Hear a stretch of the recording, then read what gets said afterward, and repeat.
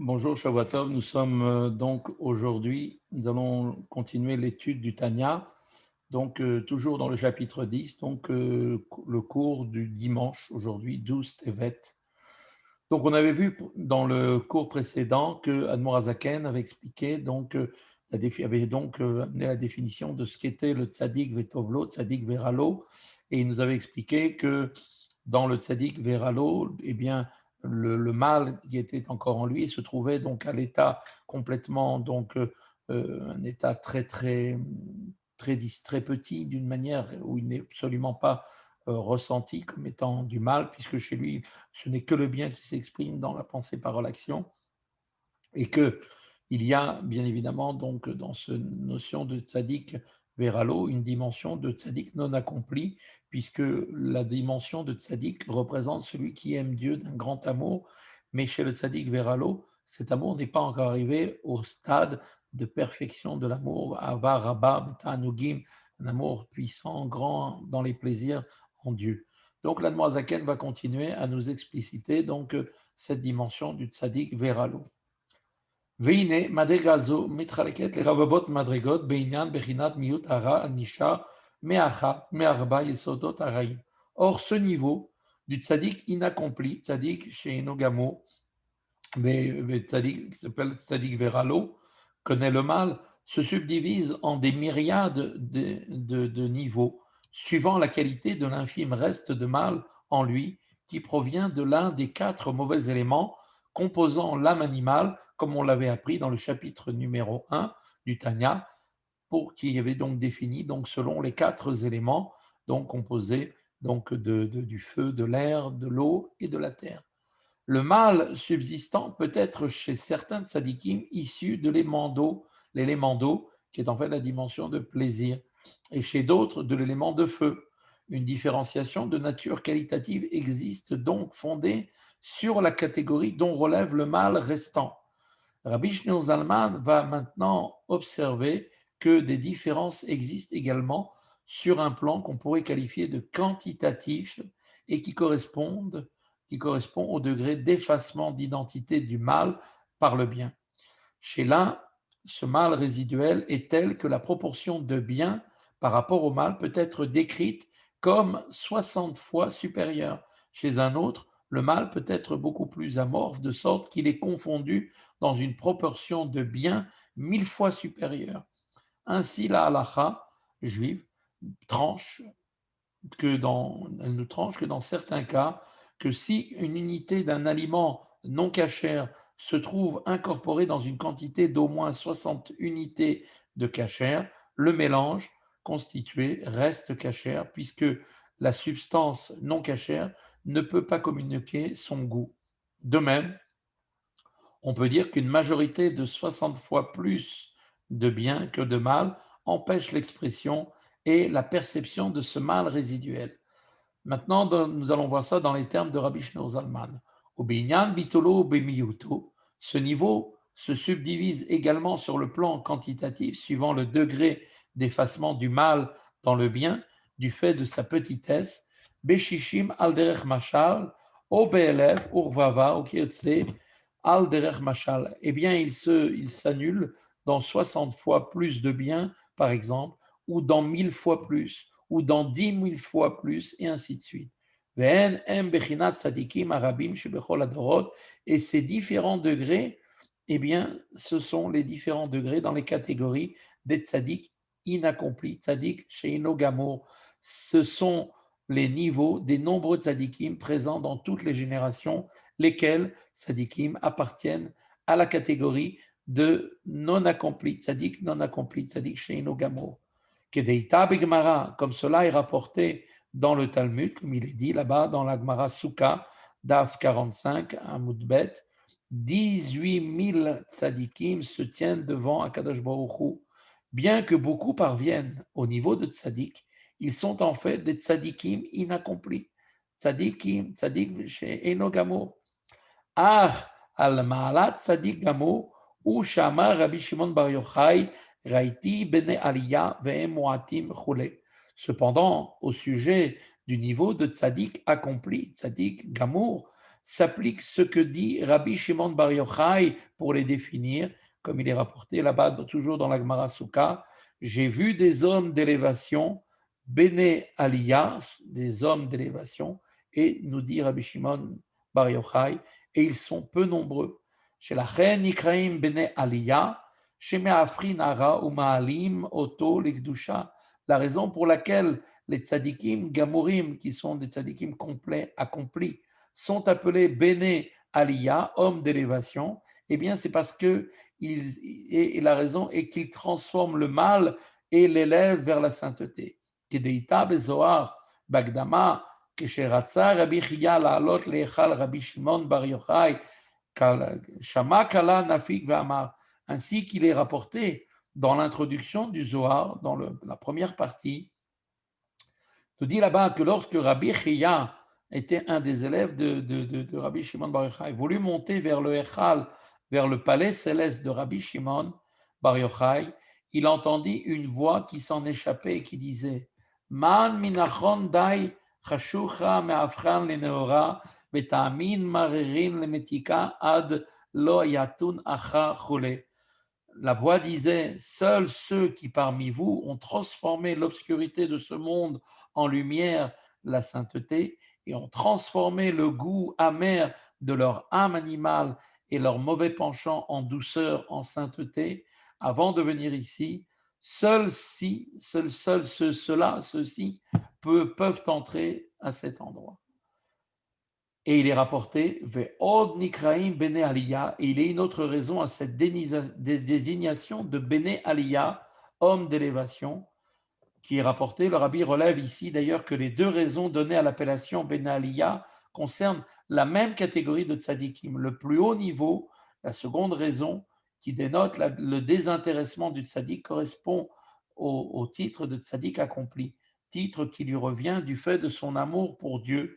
Et la première, qui dénote l'élévation du mal réalisé par le tzaddik, correspond au titre de tzaddik qui connaît que le bien, tzaddik vetovlo, c'est-à-dire tzaddik dont le mal a été transformé en bien.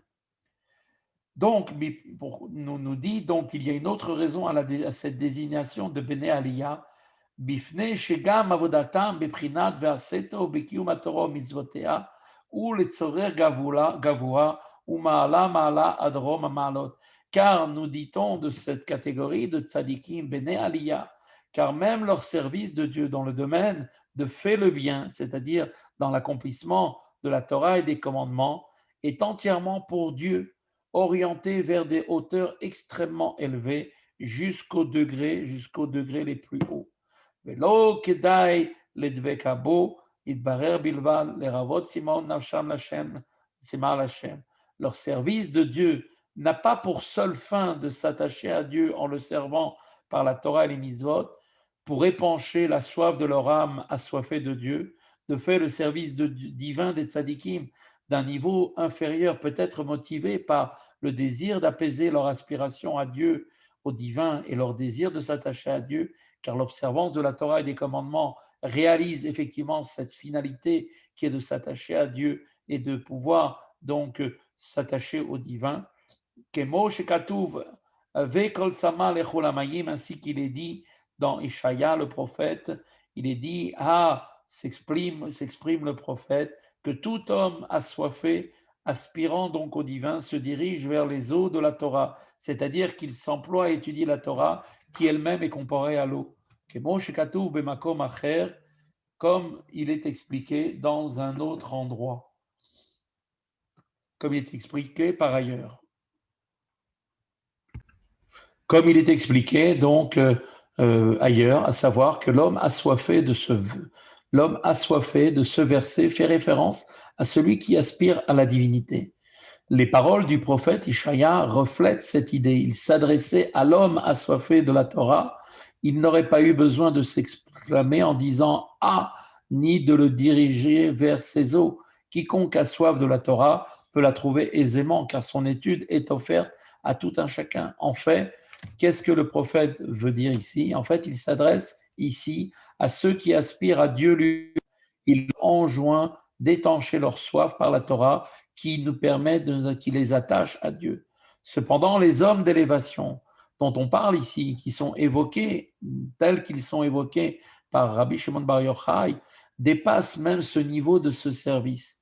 Lorsqu'ils étudient la Torah ou accomplissent les commandements, eh bien, ils ne cherchent pas simplement à étancher leur propre soif, car un tel service exprime encore une certaine forme, même si elle est quelque peu subtile, d'égoïsme, dès lors qu'il est motivé par le plaisir, par le désir d'obtenir un certain bénéfice spirituel, qui serait en l'occurrence ici celui de l'extase éprouvée dans la proximité de Dieu. Et donc, eux ne sont pas concernés même par cette dimension-là, ils sont au-delà de cela. Et là, que des pirshu betikunim, ezeu chassid amit chased im kono im ken dile, plutôt leur service de Dieu à ces tzadikim qui sont béné aliyah, qui sont d'un très haut niveau, qui sont que très peu nombreux, comme expliqué, leur service est défini comme ce qui est expliqué dans les Tikkuné Zohar, à l'introduction des Tikkuné Zohar, au sujet de la maxime de nos pères, de nos sages. Là-bas, il est dit qu'est-ce qu'un homme pieux, d'accord?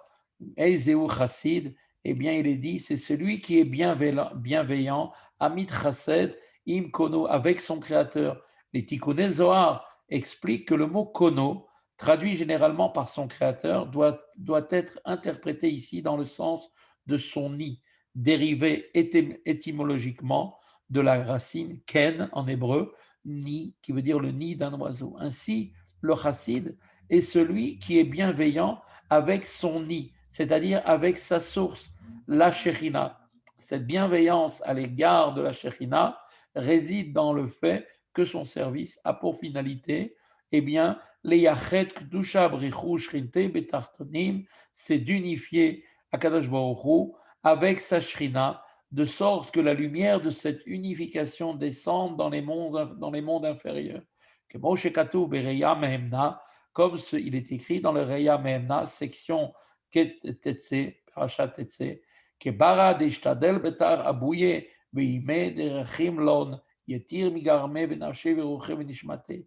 Et donc, en fait, son service est comme il est écrit dans le Raya Mehemna, section Tetse, à la manière, son service est à la manière, il sert Dieu à la manière d'un fils qui se donne du mal pour son père et sa mère, qu'il aime plus que lui-même, plus que ses propres nefesh, ruach et neshama. Umasar garme le mita alayu, le meferek lon chule, kemo shekatu bemakom acher, et qui cet enfant, ce fils, est prêt à sacrifier sa vie pour les libérer, ses parents, s'ils sont retenus en captivité, comme il est expliqué par ailleurs.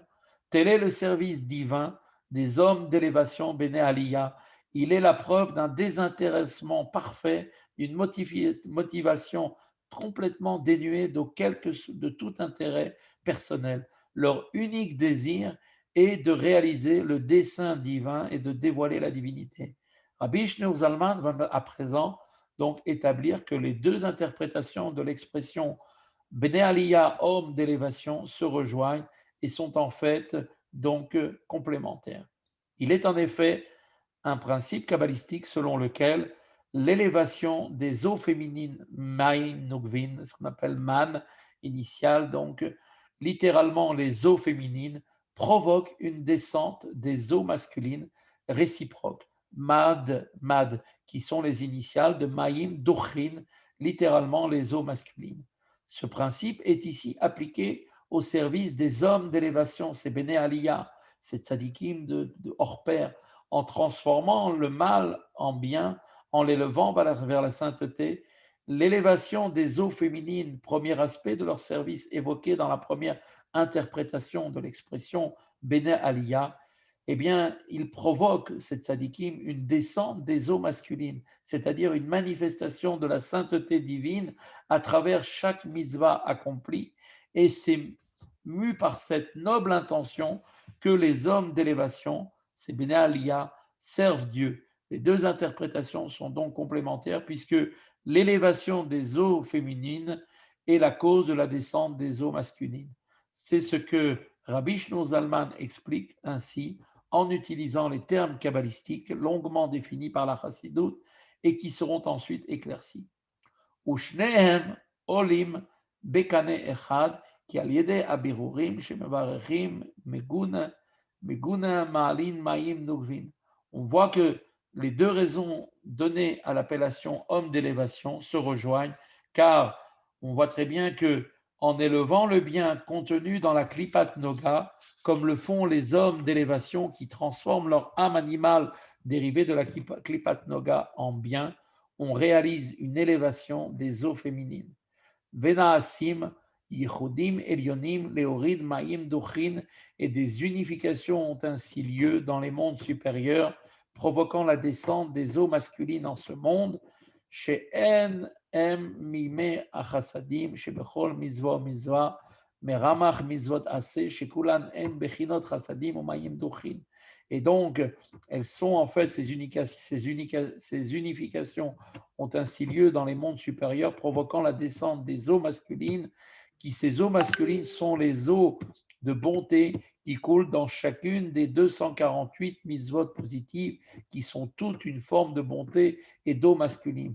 Dainu Am Shacha, c'est-à-dire en fait, c'est-à-dire un dévoilement de la sainteté de Dieu du haut, c'est-à-dire des mondes supérieurs vers le bas, de sorte que la sainteté de Dieu se revêt des royaumes inférieurs, c'est-à-dire se révèle dans ce monde physique, comme il est expliqué par ailleurs.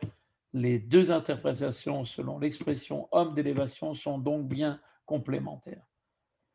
Voilà la fin donc du chapitre de ce jour.